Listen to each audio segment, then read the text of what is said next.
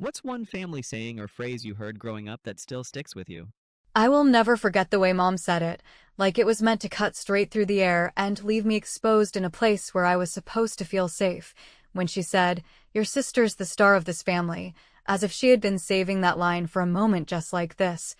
And I sat there across from her, clearing the last of the dishes with hands that were shaking more than I wanted anyone to notice, nodding because anything else would have been useless, and then quietly walked out of the kitchen without saying a word, leaving the clatter of plates and the awkward silence behind me like a barrier I didn't know I could put up between them and me until that moment. I wanted to scream, to throw something, to demand an explanation for why it had to be like this, why every accomplishment I had ever achieved seemed to dissolve into nothing in their eyes, while my sister, who had a tendency to coast through everything she touched, got the spotlight like it was her birthright, but I didn't, because I had learned a long time ago that raising my voice only meant they would dismiss me, that they would find some way to twist what I said or make me look like the problem, and instead, I walked out quietly, letting the cold quiet of the hallway swallow my frustration, knowing that Mom would remember what she said and that Dad, sitting there with a fork halfway to his mouth, wouldn't lift a finger to stop her, and I could almost hear my sister's small, satisfied smile across the table, though she hadn't said a word. I didn't call anyone that night, I didn't vent to friends, I just went to my room and sat on the edge of my bed, trying to sort out the mix of disbelief and anger that had washed over me so completely that I couldn't even think about dinner or what I had left unfinished in the kitchen, and yet, in the middle of all that, a part of me couldn't stop analyzing the situation like I always do, cataloging the years of favoritism, the casual dismissals, the way my ideas were ignored and my mistakes exaggerated, the way my sister's smallest success was celebrated like a national holiday. And I realized with a mix of horror and bitter amusement that this was not a single incident, but a pattern that had been carefully maintained for as long as I could remember, and it was just so sharp, so deliberate, that it left me questioning everything I had believed about my place in the family, and I couldn't stop replaying Mom's words in my mind, the way she said them like a sentence I had earned for existing, as if my mere presence was always going to be secondary to my sister, as if everything I did, every accomplishment, every small triumph, was meaningless unless it fed into the story they wanted to tell about her. The next morning, before I had even had the chance to process what had happened, my phone rang, and it was my cousin, and I could hear it in her voice before she even said a word that something was off, that something had shaken the house overnight. And she didn't waste time on pleasantries, she said, "Mom's in tears. She won't tell us why." "Did you say something?" And I felt this strange mix of satisfaction and unease because I hadn't said anything, I hadn't confronted anyone, I hadn't tried to explain myself or accuse anyone, I had just walked away. But apparently that had been enough to set something off, enough for Mom to break down in a way that left everyone else scrambling to figure out what had happened, and for the first time in years, I realized that my silence had weight, that my refusal to play their game had created a ripple that nobody had anticipated, and I felt a spark of something I hadn't felt in a long time, a sense that maybe, just maybe, I wasn't powerless here. That maybe my observation, my patience, my ability to sit quietly and watch could be more powerful than anything I could have shouted or demanded. I spent the day talking to my cousin in fits and starts, trying to get her to tell me what she had seen, what had tipped Mom over the edge, but every answer came with hesitation, with confusion, with a sense that no one in the house really understood why Mom was crying, and it was maddening and liberating at the same time, because I could feel the tension that had been simmering for years starting to crack in ways that weren't mine to control, but were mine to watch. And I found myself thinking about all the small injustices, all the moments when my opinions were dismissed or my contributions erased, and for the first time, I could imagine a path that didn't involve begging for recognition or fighting for scraps. A path where I could be the one setting the pace, the one watching the strings and pulling them quietly until the whole house had to notice what was happening. By the time I hung up the phone, I had decided not to rush anything, not to confront anyone, not to send a text or make a scene, because I had learned that patience was a weapon, and silence was sharper than any argument. And I could already see the outlines of a plan forming in my head that would make Mom's tears understandable in a way she hadn't expected, that would show her the power of observation, the power of waiting, the power of refusing to play the role she had written for me. And as I sat there, thinking through every interaction, every subtle move, every word I could or could not say, I realized that the table had shifted, even if they didn't know it yet, and for the first time in a long time, I didn't feel small. I felt dangerous in the way that comes from knowing the truth about yourself and the weakness of those around you, and I smiled quietly to myself because I knew that the next time I crossed that threshold, I would not just be clearing dishes, I would be setting things in motion that nobody would see coming. And even now, when I replay the memory of Mom's words and the silence that followed, I know that something has begun that cannot be undone, that even her tears cannot wash away. And I am left with that quiet satisfaction that comes from realizing that I am already in motion, even if they think nothing has changed, and that is a power they will only understand when it is too late to do anything about it. I spent the next few days moving through the house like a ghost, listening, observing, noting every glance, every shift in tone, and every word that wasn't said. Because over the years I had learned that the real conversations in my family didn't happen across the table or in living rooms. They happened in pauses, in the way my sister's laugh lingered just a second longer when Mom looked at her, in the way Dad nodded absently at my suggestions but leaned in eagerly when my sister offered her half-formed ideas, and it struck me with a mix of frustration and clarity that the favoritism wasn't always overt. It was a slow drip. A pattern that had been cultivated so carefully over the years that even Mom probably didn't fully realize she had done it, and that made it even more maddening because it meant that all of my feelings, all of the hurt, all of the moments when I had felt invisible were invisible to everyone except me, and yet, in that invisibility, I could see everything, every flaw, every overreaction, every insecurity, and I began to catalog them, not with hatred, not with the desire to hurt, but with a precision born of necessity, because if I was going to navigate this house, this family, this dynamic that had been rigged against me, I needed to understand it completely before making a single move.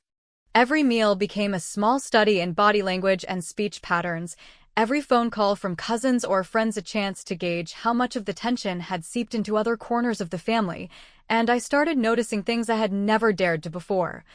Like the way Mom's voice softened in private when she thought I wasn't listening, or the way Dad would shift his weight when my sister spoke, as if he were bracing himself for applause that I wasn't meant to earn, and I realized that this wasn't just favoritism, it was insecurity masked as love, it was fear disguised as pride, and somewhere in that mix of guilt and admiration for my sister's ability to navigate it all,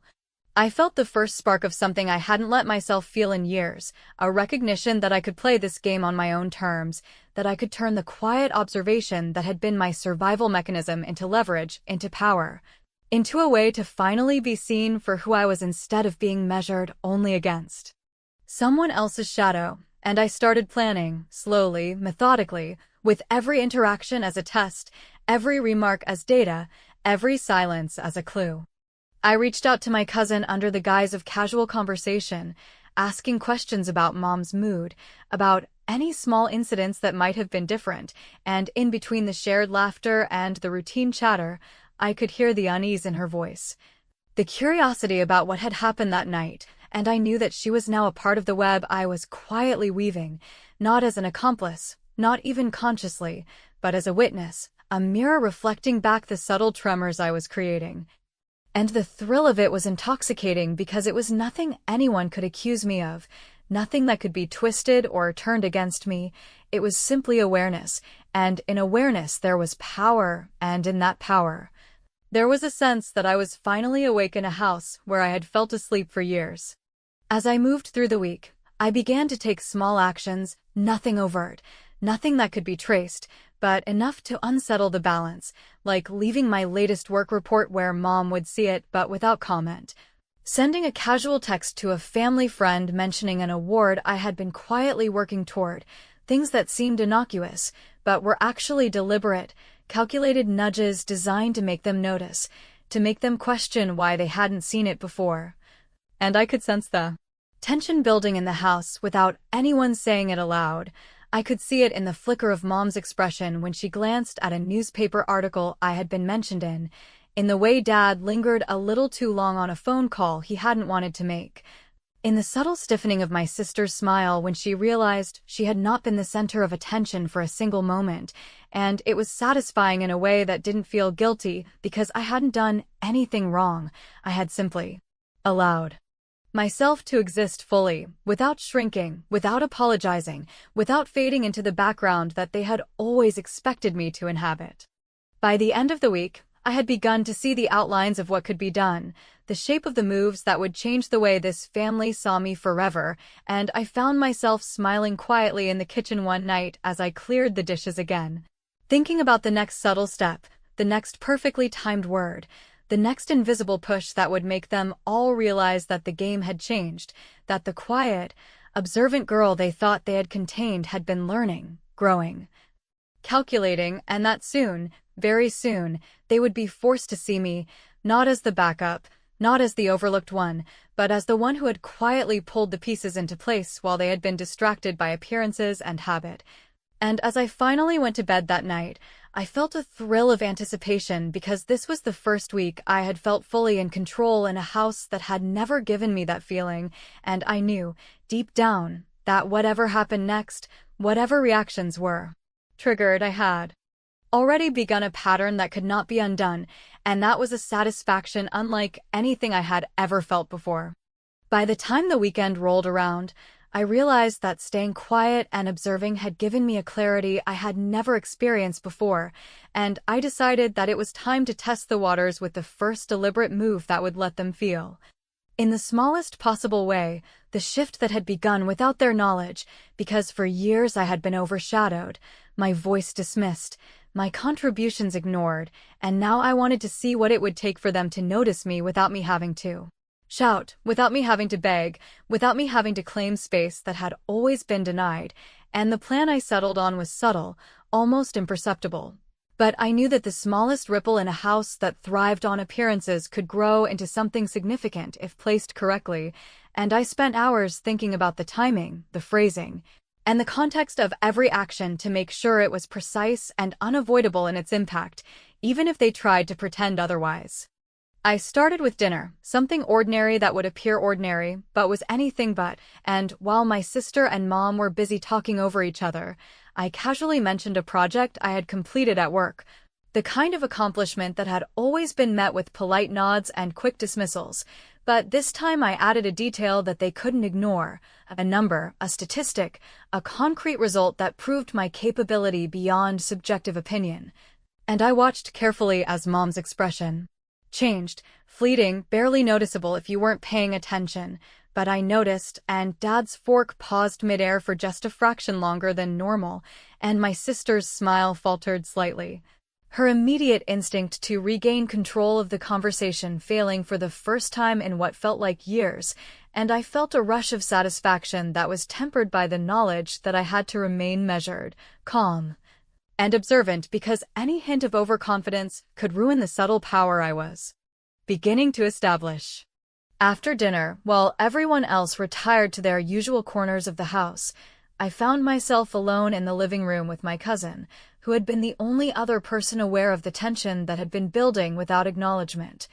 And I decided to confide just enough to keep her aligned with what I was doing, sharing a glimpse of my frustration and the plan I was imagining in a way that sounded casual but carried weight, so she would notice and, without realizing it, become a silent accomplice in watching the family adjust to the new dynamic I had set into motion, and as I spoke, I could see her eyes widen slightly with recognition, with the understanding that someone had finally decided not to be invisible in a family that thrived on hierarchy and favoritism, and it felt like the first real connection I had had in a long time with someone who truly understood the stakes, and it bolstered my confidence for the moves I knew were coming. Over the next day, I began small, careful experiments, sending text messages that hinted at opportunities one had been offered outside the family circle, mentioning events or accomplishments that Mom and Dad had never acknowledged. And I watched as subtle tension began to build in their conversations, fragments of overheard sentences, pauses that lasted a fraction longer, and a curiosity in my sister that she couldn't disguise even as she tried. And I realized with a mixture of vindication and anticipation that this was working, that the act of simply allowing them to recognize my existence and achievements without me pushing, without me demanding attention, was far more powerful than anything I had ever tried before. Because it forced them to confront the reality that they had taken my presence for granted for years, and the imbalance they had maintained so carefully was now beginning to wobble under the weight of my silence and observation. That night, when Mom retreated to her room earlier than usual, I followed the instinct to listen without intruding, because after years of feeling invisible, I had developed an acute sense of timing and subtlety that allowed me to gauge reactions without revealing myself, and I overheard a brief phone conversation she had with an old friend, where the tone of her voice wavered in a way that suggested guilt, confusion, and perhaps even fear, and while I didn't intervene, I recognized it immediately as a critical signal, a crack in the armor that had always protected her, and I understood that the first move, the smallest shift I had implemented over the past 24 hours, had accomplished more than I could have imagined. Because the realization of my presence and power, even in a single subtle act, had begun to unsettle the foundations of the household dynamic that had been fixed for years. By the time I lay in bed that night, I knew with a quiet certainty that the first move had been a success, that Mom's tears the day after the dinner confrontation had been only the beginning,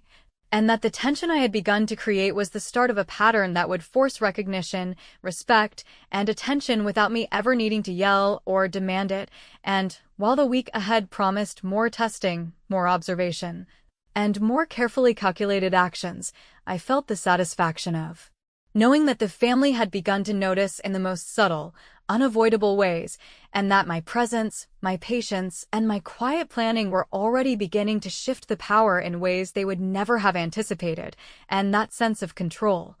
long denied to me, was intoxicating in a way that made the effort entirely worth it. The moment I realized that the subtle signals of my accomplishments had begun to ripple through the household, I understood that the next step had to be bolder. Something that would force my family to confront the reality they had been avoiding for years without giving me the satisfaction of overt confrontation, because I had learned long ago that the most effective power was invisible, quiet, and undeniable,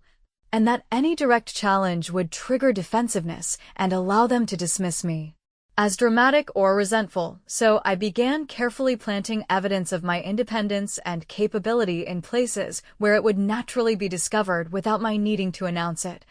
Leaving documents on the dining table that highlighted recent successes at work, forwarding emails that confirmed my contributions to projects that everyone assumed were my sister's influence, and subtly inserting my voice into conversations about family decisions in ways that were polite, measured, and unavoidable,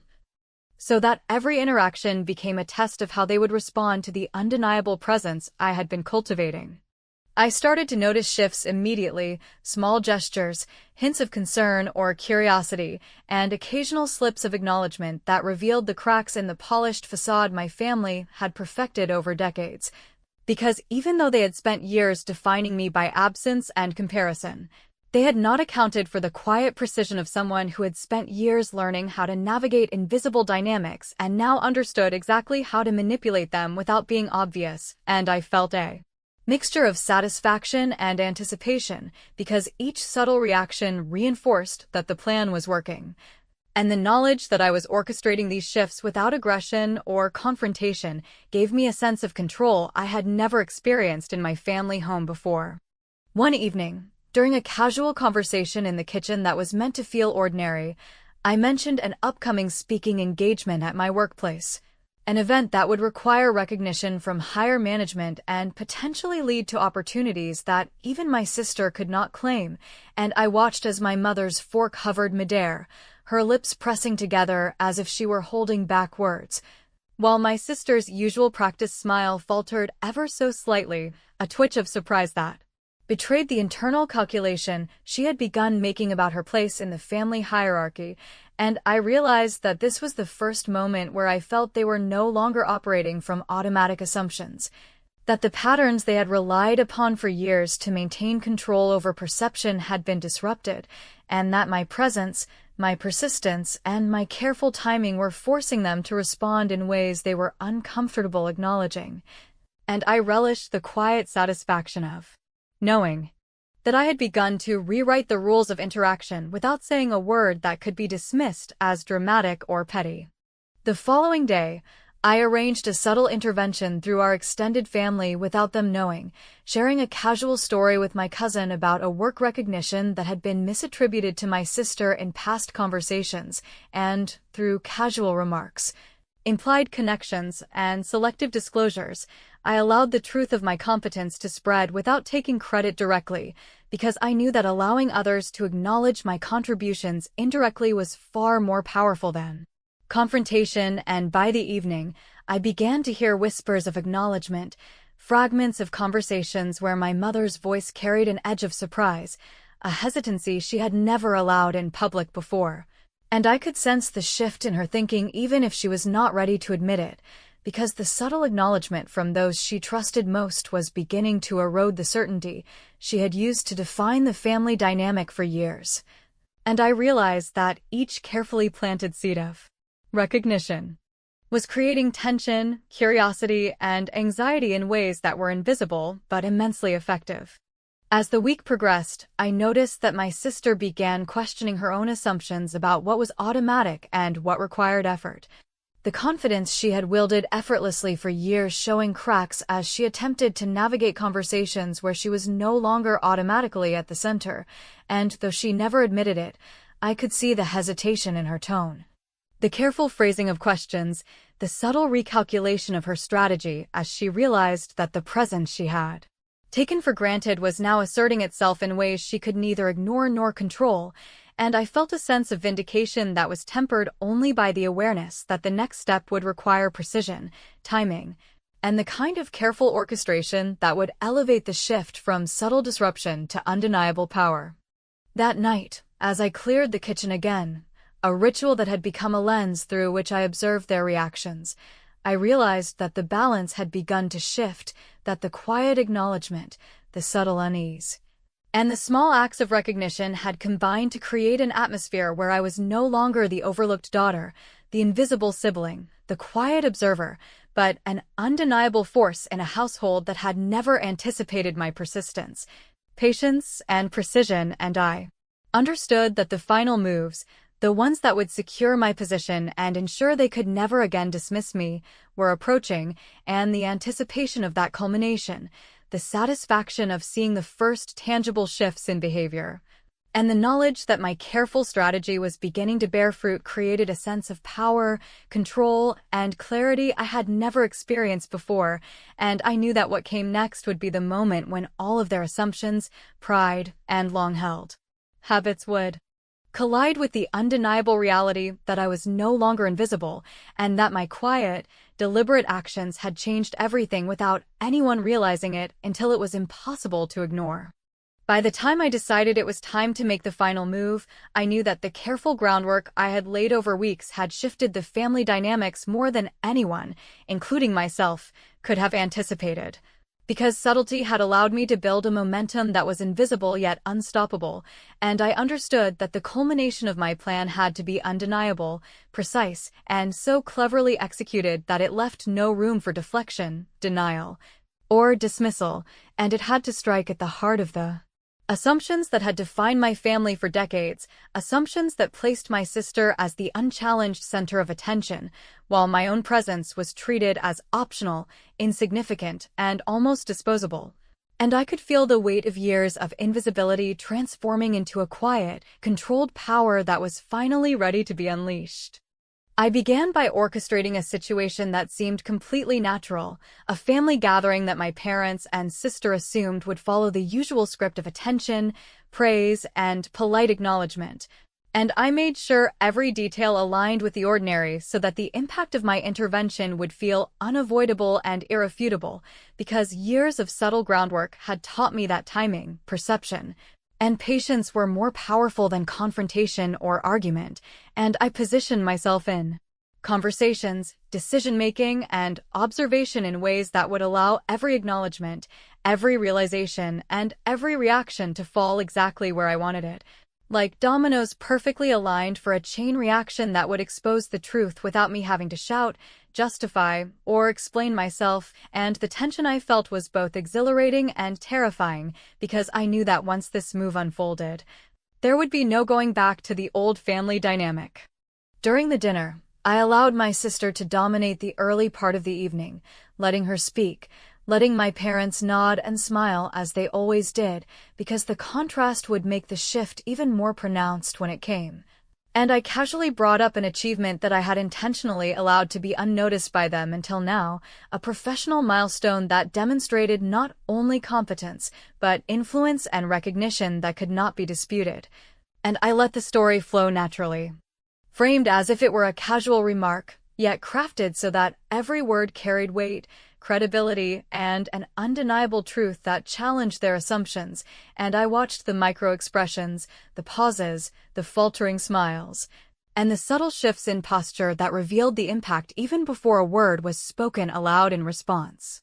By the middle of the evening, the tension became almost tangible, an invisible layer hovering above the dinner table, as my parents and sister processed the reality I had laid out, and I could sense the discomfort, the realization that their narrative, carefully maintained for years, was crumbling and the power balance was no longer theirs to control, because in every glance, hesitation, and unspoken thought, I could see that I had successfully forced them to recognize me, acknowledge me, and measure me on my own terms rather than comparing me to my sister or defining my worth according to their preferences, and it was an intoxicating, satisfying recognition of agency that I had long been denied but now fully owned.